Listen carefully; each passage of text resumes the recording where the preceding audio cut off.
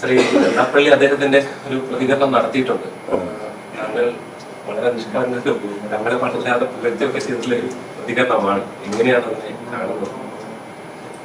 അത് ഒരു തന്ത്രപരമായ സമീപനമായിട്ടാണ് ഞാൻ കാണുന്നത്. രാഷ്ട്രീയ ലക്ഷ്യമില്ല, അതല്ല, ഈ തീരുമാനം നടക്കാതെ പോയത് വേറെ ആരുടെയോ ഇടപെടൽ കൊണ്ടാണ്. സുകുമാരൻ നായർ വളരെ ക്ലീനാണ് എന്നുള്ളതാണ് അദ്ദേഹം പറഞ്ഞത്. പക്ഷെ സുകുമാരൻ നായർക്ക് നല്ല വിശ്വാസമുണ്ട്, വേറെ ആരും ഇതിനകത്ത് ഇടപെട്ടില്ല. എൻ്റെ അനുഭവം ഞാൻ ഡയറക്റ്റ് ബോഡി യോഗത്തിൽ പറഞ്ഞു. ഡയറക്റ്റ് ബോഡി യോഗം എൻ്റെ അഭിപ്രായം ത്തോടുകൂടി യുനാനിമസായിട്ട് ഈ ഐക്യം നമുക്ക് വേണ്ട എന്ന് തീരുമാനിക്കുകയായിരുന്നു. അപ്പോൾ പിന്നെ വേറെ ഇടപെടൽ ഉണ്ടെന്നാണല്ലോ അദ്ദേഹം സംശയിക്കുന്നത്. ആരവാണ്, അതുകൊണ്ടാണ് സുകുമാരൻ നായർ ഇങ്ങനെ വരത്തില്ലായിരുന്നു എന്ന് പറഞ്ഞു. അപ്പോൾ വേറെ ഇടപെടലില്ല എന്നുള്ളത് എനിക്ക് വ്യക്തമാണ്. പിന്നെ അതിനെപ്പറ്റി കൂടുതൽ തർക്കം വരുന്നില്ല.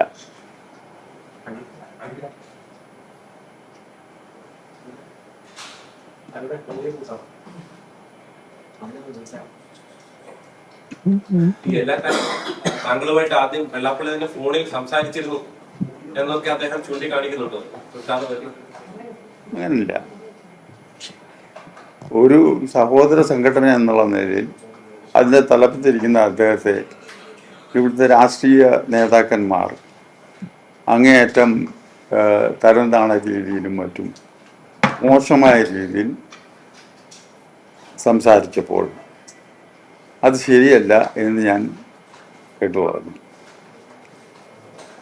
അത് ശരിയല്ല, അങ്ങനെ ചെയ്യാൻ പാടില്ല. അദ്ദേഹം ഇത്രയും പ്രായമുള്ള ഒരാൾ, ഒരു വലിയ മഹാസംഘടനയുടെ തലപ്പത്തുള്ള ആൾ, അദ്ദേഹത്തെ അങ്ങനെ പറയുന്നത് രാഷ്ട്രീയ പാർട്ടി നേതാക്കൾക്ക് ഭൂഷണമല്ല എന്ന് ഞാൻ പറഞ്ഞു. അപ്പോഴാണ് അദ്ദേഹം അത് പേപ്പറിൽ വന്നു കഴിഞ്ഞപ്പോഴാണ് അദ്ദേഹം നമ്മളുമായിട്ട് കോണ്ടാക്ട് ചെയ്യുന്നത്. അതെ, ഞാൻ അത് അനുകൂലിച്ച് സംസാരിച്ചു. അപ്പോൾ ഐക്യം വേണം എന്ന് അദ്ദേഹം തന്നെയാണ് ആവശ്യപ്പെട്ടത്. ഐക്യം വേണം എന്ന് അദ്ദേഹം തന്നെ ആവശ്യപ്പെട്ടു. ആകാമെന്ന് പറഞ്ഞു. ഇത് വാക്കാലുള്ള കാര്യങ്ങളാണ്, അല്ലാതെ. അപ്പോൾ അദ്ദേഹം പറഞ്ഞു 21-ാം തീയതി ഞങ്ങൾ ഇവരുടെ നേതൃയോഗം കൂടുന്നുണ്ട്, ആ യോഗത്തിൽ വെച്ച് ഞങ്ങളൊരു തീരുമാനം എടുക്കാം, എന്നിട്ട് വന്നിട്ട് ചർച്ച ചെയ്യാം എന്ന് പറഞ്ഞു. അപ്പോൾ ഐക്യത്തിൻ്റെതായ ചർച്ച നടക്കാൻ പോകുന്നേ ഉള്ളൂ. അന്നേരമാണ് തുഷാർ വെള്ളാപ്പള്ളി അവിടെ വരും എന്ന് കണ്ട്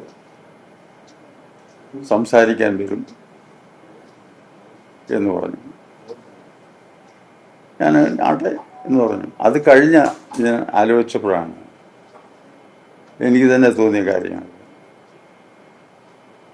തുഷാർ വെള്ളാപ്പള്ളി എന്നെ വിളിച്ചു. ഞാനവിടെ 2-3 ദിവസത്തേക്കകം വരാം എന്ന് പറഞ്ഞു.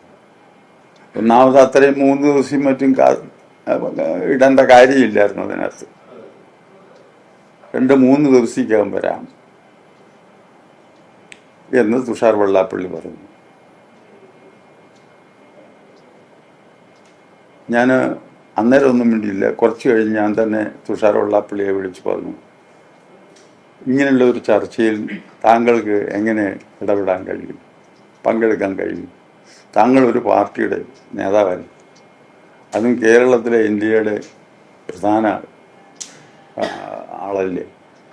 അപ്പോൾ നിങ്ങൾക്ക് ഒരു രാഷ്ട്രീയ പാർട്ടി പെട്ട ആൾ SNDP NSS ഐക്യവുമായിട്ട് ഐക്യം SNDP NSSുമായിട്ടുള്ള ഐക്യത്തെ പറ്റി സംസാരിക്കുന്നതിന് എങ്ങനെ ഒക്കും? അതുകൊണ്ട് നിങ്ങൾ വരണ്ട എന്ന് ഞാൻ പറഞ്ഞു. അത് പൊളിറ്റിക്സ് ആകുമെന്ന് പറഞ്ഞു. ഒരു ദിവസം കൂടെ കഴിഞ്ഞപ്പോഴത്തേക്കാണ് അദ്ദേഹത്തിന് അർഹതയില്ലെന്നൊന്നും ഞാൻ പറയുന്നില്ല, പത്മഭൂഷൺ ബഹുമതി പ്രഖ്യാപിക്കുന്നത്. അപ്പോൾ ഇവരൊക്കെ ഈ 2-3 ദിവസം 3-4 ദിവസം ഇത് കഴിഞ്ഞ് തള്ളിയിട്ടേ പിന്നെ ഇങ്ങോട്ട് ചർച്ച പോലും ചെയ്യാൻ വരുന്നുള്ളൂ. അതാണ് ഇതിൻ്റെ. അങ്ങനെ വന്നപ്പോഴാണ് എനിക്ക് തോന്നി ഇതിലെന്തോ ഇടപെടലുകൾ. ഇപ്പോൾ അദ്ദേഹം പറയുന്നത് പോലെ ഈ ഐക്യ ശ്രമത്തിൻ്റെ പിന്നിൽ എന്തോ ഉണ്ട്, അതുകൊണ്ട് ആ കെണിയിൽ പെടണ്ട എന്ന് എനിക്ക് തോന്നി. ഞാനിപ്പോൾ ഇതൊന്നും NSSന്റെ ഡയറക്ടർ ബോർഡിനെ ഒന്നും അറിയിച്ചിട്ടില്ല. പക്ഷെ ഞാൻ NSSന്റെ ഡയറക്ടർ ബോർഡ് വിളിച്ചു. ഞാൻ നേരത്തെ പറയുന്നു, ഐക്യം പൂർണ്ണമാകണമെങ്കിൽ ഡയറക്ടർ ബോർഡ് വിളിച്ചു കൂട്ടി ഡയറക്ടർ ബോർഡിൻ്റെ തീരുമാനപ്രകാരമേ ആവൂ എന്നും ഞാൻ അന്ന് പറയുന്നുണ്ട്. പക്ഷെ ഞാൻ ഇങ്ങനത്തെ ഒരു സാഹചര്യം വന്നതുകൊണ്ട് ഞാൻ ഡയറക്ടർ ബോർഡ് ഉടനെ വിളിച്ചു കൂട്ടി ഞാൻ എൻ്റെ അനുഭവവും എൻ്റെ തീരുമാനവും ഒരു പ്രമേയ രൂപത്തിൽ അവതരിപ്പിച്ച് ഞാൻ ഇതിൽ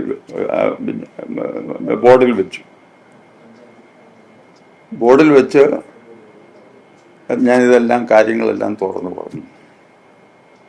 ബോർഡാണ്, ഞാൻ ഉൾപ്പെടുന്ന ബോർഡാണ് അതിനെ അംഗീകരിച്ചെടുത്തത്. ആരും എതിർത്തിരുന്നില്ല. ഇവിടെ വന്ന ആ ഒരു ബോർഡ് മെമ്പർമാരും എതിർത്തുന്നില്ല. നമുക്ക് ആവശ്യമില്ല. അത് അവിടെ കൊണ്ട് അവസാനിച്ചത് നന്നായി. കാരണം നമുക്ക് എല്ലാ സമുദായവുമായി സൗഹാർദ്ദമായി പോകണം.